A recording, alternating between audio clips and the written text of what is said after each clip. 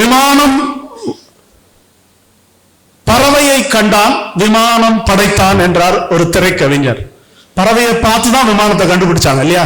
நம்ம இந்திய விமானிகளும் ராணுவ விமானிகளும் விஞ்ஞானிகளும் அப்படி பறவைகளுடைய நுட்பங்கள், அதிலிருந்து நாங்கள் பெற்ற ஏரோடைனமிக்ஸ் என்கிற காற்று இயக்க செயல்பாடுகளை கொண்டு விமானங்களை வடிவமைக்கிறோம். விமான என்ஜினை இப்பொழுது இந்தியா சொந்தமாக வடிவமைத்துக் கொண்டிருக்கிறது. ஆனா பறவையை பார்த்து படைத்தாலும் பறவைங்க விமானத்துக்கு ஒரு பரிசு கொடுத்திருக்கு. என்ன பரிசு தெரியுமா? மூஞ்சிலே ஒரு குத்து. நீ வந்துட்டியா என் இடத்துக்கு, அடி, நொறுக்கி போட்டாச்சு. பறவைகளை கண்டு விமானம் படைக்கப்பட்டாலும் விமானத்துக்கு பறவைகள் கொடுத்தது ஒரு குத்து. ஆக இப்ப நம்ம விமானம் வானத்துல பறக்கணும்னா பாதிப்பு இல்லாம பறக்கணும். அதுல பெரிய பாதிப்பு என்னன்னா பறவைகள். விமானத்தினுடைய என்ஜின் ரொம்ப வேகமா சுத்தும். இப்ப இங்க மேல மின்விசிறி எல்லாம் சுத்தின்னு இருக்கு இல்லையா? இந்த மின்விசிறி எவ்வளவு வேகத்துல சுத்தும்னா ஆர்பிஎம் சொல்லுவாங்க, ரெவல்யூஷன் பர் மினிட்.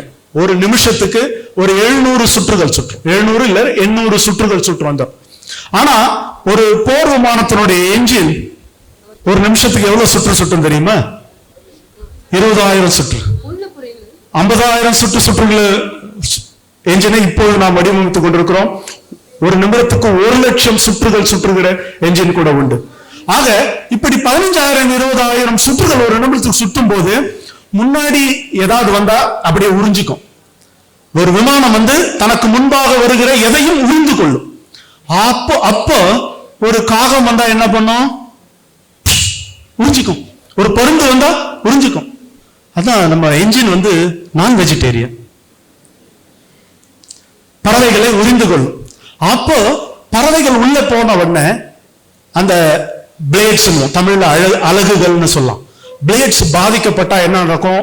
ஒரு பிளேடு உடைஞ்சதுன்னா அந்த சுத்துற வேகம், விமானம் பறக்கிற வேகத்துல அந்த உடைந்த ஒரு பாகம் மொத்த என்ஜினையும் உருகுலைத்து விடும். என்ஜின் செயல் இருந்தால் விமானம் என்பது ஒரு டெட் வெயிட் மாதிரி அப்படியே கீழே விழுந்து நொறுங்க வேண்டியதுதான். விமானத்தினுடைய வால் முழுவதும் எரிபொருள் இருக்கு. உங்க 2 வீலர்லாம் பெட்ரோல் டேங்க் முன்னாடி இருக்கும், கார்ல எல்லாம் பெட்ரோல் டேங்க் பின்னாடி இருக்கும். விமானத்துல பயணிகள் எல்லாம் விமானத்தின் உள்ள இருப்பாங்க. பெட்ரோலுக்கு இடம் இல்ல, கேசலினுக்கு. அதனால விமானத்தை விட்டு கேசலினை வெளியே வச்சுட்டோம். என்ன பண்ணிட்டோம்? அதனுடைய 2 ரக்கைகளிலும் தான் விமான தொட்டி, எரிபொருள் தொட்டி. விமானம் கீழே விழும்போது வெடித்து நொறுங்கி விடும். அப்ப என்ன பண்ணோம்? ராணுவ விஞ்ஞானிகளுக்கு வேலை என்ன? சோதிக்க வேண்டும். இப்ப எப்படி நாம் சோதிப்பது அப்படின்னா, எங்களுடைய ஆய்வு கூடத்துல நாங்க என்ஜினை சுழல விட்டு, என்ஜினுடைய முகப்பு பாகம், ஃபேன் என்று சொல்லுவோம், ஃபேன் ரோட்டார், அந்த பாகத்தை நாங்கள் சுழல விடுவோம். சுழல விட்டு என்ன பண்ணுவோம்னா, அதுதான் சுவாரஸ்யமானது. சுழல வைக்கிற என்ஜின் பாகத்தின் மீது பறவையை நாங்கள் மோத செய்ய வேண்டும். என்ன சார் பேசுறீங்க? பறவையை மோத செய்யணுமா? வானத்துல பறந்தாதானே பறவை வரும். நீங்க ஆய்வு கூடத்துல எப்படி பறவையை மோத செய்யுங்க? பறவையே வா, இந்தியா முதலாக தயாரிக்கிற என்ஜினுக்குள் செல் அப்படின்னு வாழ்த்து பாடல் படிக்க முடியுமா? முடியாது.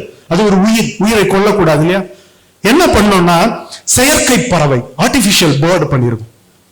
செயற்கை பறவையா எப்படி இருக்கும்? அதுக்கும் ரெக்க இருக்குமா?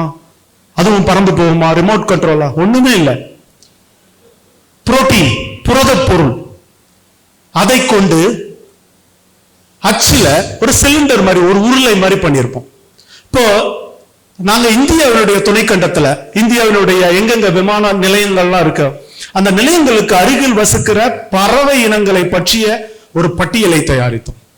பருந்து இருக்கிறா, காகம் இருக்கிறதா, வல்லூர் இருக்கிறதா என்ற பல பறவைகளுடைய பட்டியலை தயாரித்து, ஒரு பறவைக்கும் ஃபிளஷ் டென்சிட்டி, தசை அடர்த்தி என்று வேற இருக்கும். அதனுடைய அளவு வேற, எடை வேற. இப்படி நாங்கள் பட்டியல் போட்டு தயாரித்து, நாங்கள் இந்த புரத பொருள் நான் சொன்னேன் இல்லைங்களா, அந்த புரத பொருளில் அச்சடித்து உருளைகளை தயாரித்தோம். ஒரு துப்பாக்கியில எப்படி தோட்டாவை போட்டு அந்த விசையை இழுத்த பிறகு தோட்டா வேகமாக பறக்கிறதோ, அந்த மாதிரி ஒரு பெரிய நீண்ட குழல் கொண்ட ஒரு துப்பாக்கியை செஞ்சோம். அந்த துப்பாக்கிக்கு நாங்க வச்ச பெயர் என்ன தெரியுமா? கோழி துப்பாக்கி. வித்தியாசமா இருக்குல்ல? கோழி துப்பாக்கி, சிக்கன் கன் இங்கிலீஷ்ல சொல்லலாம். ஒரு காலேஜ்ல பேசிட்டு இருக்கும்போது சொன்னார், சிக்கன் கன்னை பத்தி சொல்லும்போது ஒரு பையன் சொன்னான், சார் நீங்க ட்ரிகரை இழுத்தா சிக்கன் 65 வருமா சார்னு கேட்டோம். அப்படிலாம் ஒண்ணும் வராது, நாங்க கேட்டரிங் பண்ணல, R&D பண்ணிட்டு இருக்கிறோம். ஆக இதுதான் அந்த கோழி துப்பாக்கி. இதனுடைய படம் எங்க ஆய்வு கூடத்துல இருக்கிற அந்த துப்பாக்கி இதுதான்.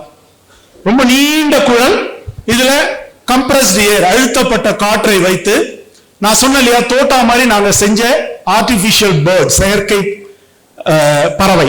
அது நாங்க செயற்கை பறவையை வேற வேற அழுத்தத்துல செய்வோம்.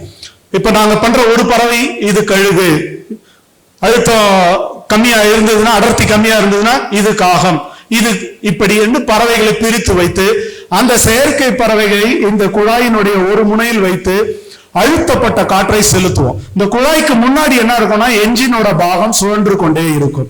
இப்போ நாம அழுத்தம் போகும்போது இந்த ஒரு தோட்டா வெளியூர் போல அதிக வேகத்தில் அந்த செயற்கை பறவை வந்து சுற்றி கொண்டிருக்கிற என்ஜின் பாகத்தின் மீது மோதும். அப்படி மோதினாலும் என்ஜின் பாதிப்படையக்கூடாது. பாதிப்படைந்தால் நாங்க வீட்டுக்கு போகக்கூடாது. உட்கார்ந்து மறுபடியும் வடிவமைப்பை செய்து வடிவமைப்பை மாற்றி அமைத்து அதை புதிதாக உருவாக்கி அதை மறுபடியும் சுழல விட்டு மறுபடியும் மோதி வெற்றியடைய செய்ய வேண்டும். இப்படி பல சோதனைகளினால் நிறைந்ததுதான் ஒரு விஞ்ஞானியினுடைய வாழ்க்கை. பல சுவாரஸ்யமான சோதனைகள் இருக்கும்.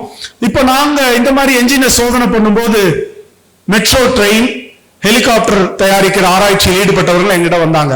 மெட்ரோ ட்ரெயின் செல்கிற பொழுது அதிலும் பறவைகள் மோதி அதனுடைய முன்பக்க கண்ணாடி விண்ட்ஷீல்ட் உடைந்து விடுகிறது என்று. அப்போது டெல்லி மெட்ரோவினுடைய முன்பக்க பாகத்தையும் எங்களுடைய ஆய்வுக்கூடத்தில் நிறுத்தி அதிலும் பறவையை மோதவிட்டு சோதித்து அது சோதனையில் வெற்றி பெற்ற பிறகுதான் மெட்ரோ ட்ரெயினாக இன்று புதுதில்லியிலும் மற்ற நகரங்களிலும் ஓடிக்கொண்டிருக்கிறது. ஆக போர் முனைக்கு உருவாக்கப்பட்ட தொழில்நுட்பங்கள் அது போர் முனையோடு நின்று விடாமல் தெருமுனைக்கும் வந்து பொதுமக்களுக்கும் பயன்படுகிறது என்ற கருத்தையும் நான் இந்த மன்றத்தில் பதிவு செய்து கொள்ள விரும்புகிறேன்.